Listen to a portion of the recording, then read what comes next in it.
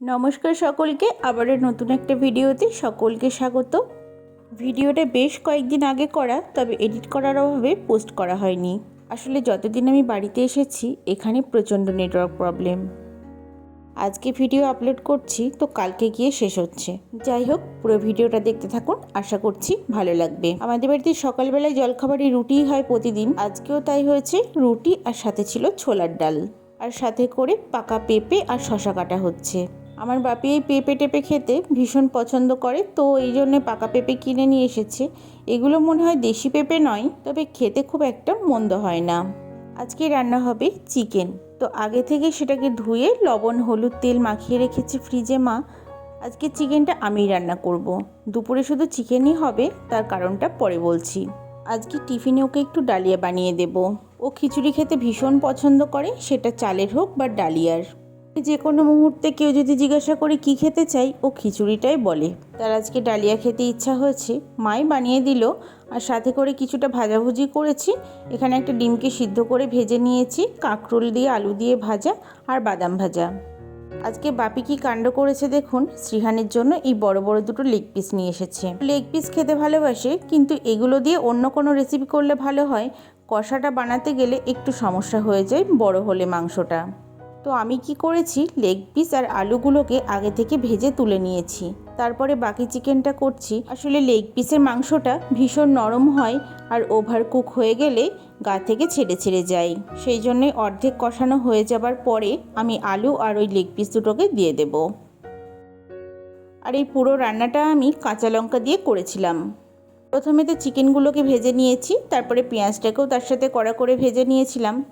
তারপরে দিয়ে দিলাম আদা রসুন জিরের পেস্ট, দিলাম কয়েকটা কাঁচা লঙ্কা বাটা। আর আজকে খুব একটা বেশি ঝাল করব না, যেহেতু শেষে একটু গোলমরিচের গুঁড়ো দেবো, সেই জন্য বেশি লঙ্কা দিলাম না, তাহলে আবার ঝাল হয়ে যাবে। দিলাম একটা টমেটো। মাংসটাকে ঢাকা দিয়ে আমি 10 মিনিটের জন্য কষিয়ে নিয়েছিলাম। এবার ওই লেগ পিস দুটো আর আলুগুলোকে দিয়ে দিচ্ছি। আজকে এই চিকেন পেয়ে শ্রীহানবাবু যে কী খুশি হবে সেটা আমি এখনই বুঝতে পারছি। শ্রীহানকে আমি সকালে খুব একটা ভারী খাবার দিই না। রুটি হলে রুটি দিয়ে দিই একটা, তারপরে একটু ফল দিই 12টা নাগাদ, আর একটা ডিম সিদ্ধ। আজকে একটু আপেল কেটে দিয়েছি, আর একটা বেদানা, যেটা জুসটাকে আমি বের করে নেব। রেগুলার আমি ওকে এভাবেই খাবার দেওয়ার চেষ্টা করি, তবে এক এক দিন ও নিজের পছন্দ মতো খাবার খাই। আজকে মারা দুপুরে কেউই খাবে না বাড়িতে, আজকে শুধু আমি আর মহারাজ এই দুজন খাবো। এই দুজনেরই রান্না হচ্ছে। আমি চিকেনটা বসিয়েছি, এটা রাতেও হয়ে যাবে, আর আমি আর মহারাজ দুপুরে খাবো। আর আজকে মাদের একটা নিমন্ত্রণ আছে, মা বাপি শ্রীহান ওখানেই যাবে। আর ভাই তো কলেজে গেছে আজকে, আর আমাকেও বলে গেছে আমি আর যাবো না, ভালো লাগছে না, বাড়িতেই থাকবো। শ্রীহানকে মা নিয়ে যাবে। এখন ওই 12টার মতো বাজে, দেরি করেই বসালাম। আসলে শুধু চিকেন আর ভাতই হবে, ভাতটা বসাবো, চিকেনটা কষানো হচ্ছে। তো এই মা আর বাপি একটু বেরোলো, তো বললো যে শ্রীহানকে একটু রেডি করে দিতে, স্নান টান করিয়ে, কারণ ওরা যাবে আসার পর। আসলে ওই বাড়ির জন্য একটা গিফট আনতে গেছে।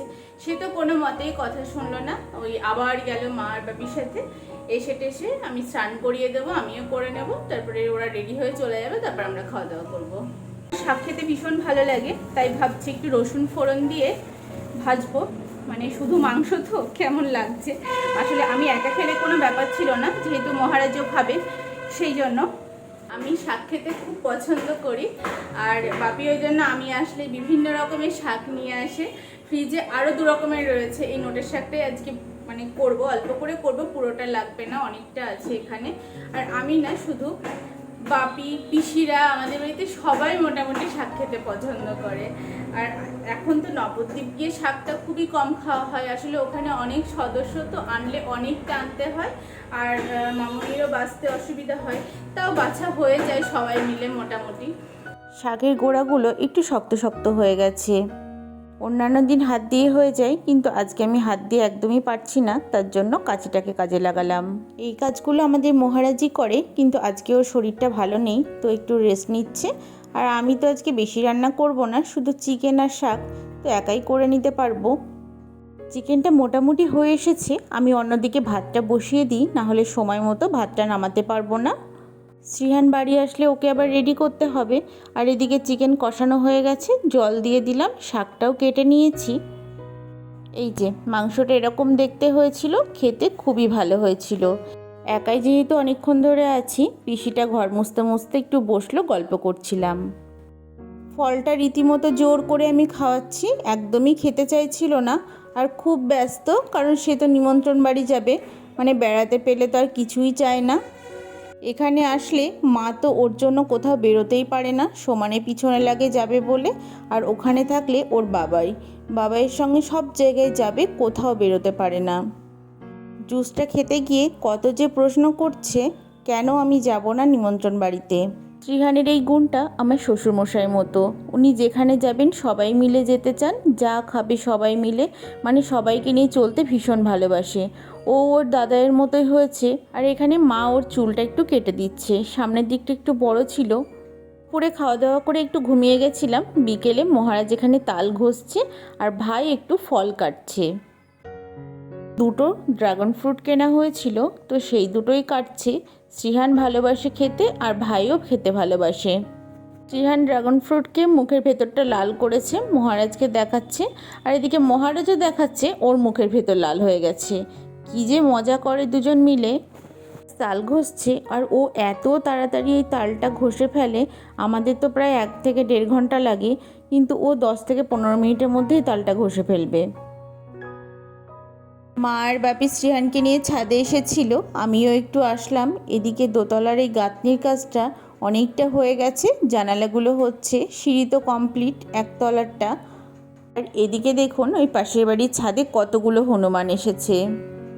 আমাদের বাগানটা কেটে দেওয়ার পর থেকে এই হনুমানের উপদ্রবটা একটু কমেছিল। নবদ্বীপে তো প্রায় রোজই হনুমান আসে, তবে এখানে একটু কম আছে। ছাদ থেকে জেঠিদের বাড়িটা দেখা যাচ্ছে।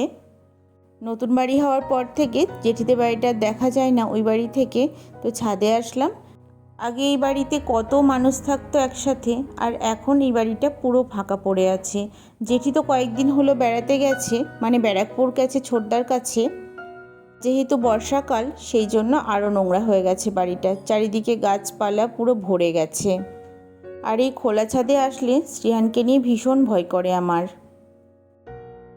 এই যে মা এখানে সন্ধ্যাবেলা তালের বড়া করবে বলে ব্যাটারটা রেডি করে ফেলেছে। আমার মায়ের হাতে তালের বড়া খেতে সব থেকে বেশি ভালো লাগে, পুরো স্পঞ্জের মতো হয়, আর তেলে দেওয়ার সাথে সাথে ফুলে পুরো ডাবল হয়ে যায়।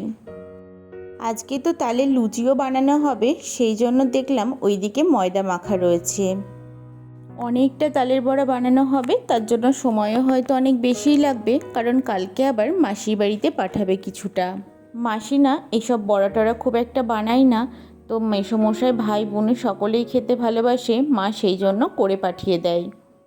আজকের ভিডিওটা এখানেই শেষ করছি, বড়াগুলো ভাজা হয়ে যাক, আবার আসছি পরের দিন নতুন কোনো ভিডিও নিয়ে। নেটওয়ার্কের প্রবলেমের জন্য আমি নিয়মিত ভিডিও দিতে পারছি না, তবে আজকের ভিডিওটা কেমন লাগলো অবশ্যই একটা কমেন্ট করে জানাবেন। যদি ভালো লাগে একটা লাইক করে দেবেন, নতুন হলে চ্যানেলটাকে সাবস্ক্রাইব করে পাশে থাকার অনুরোধ রইল।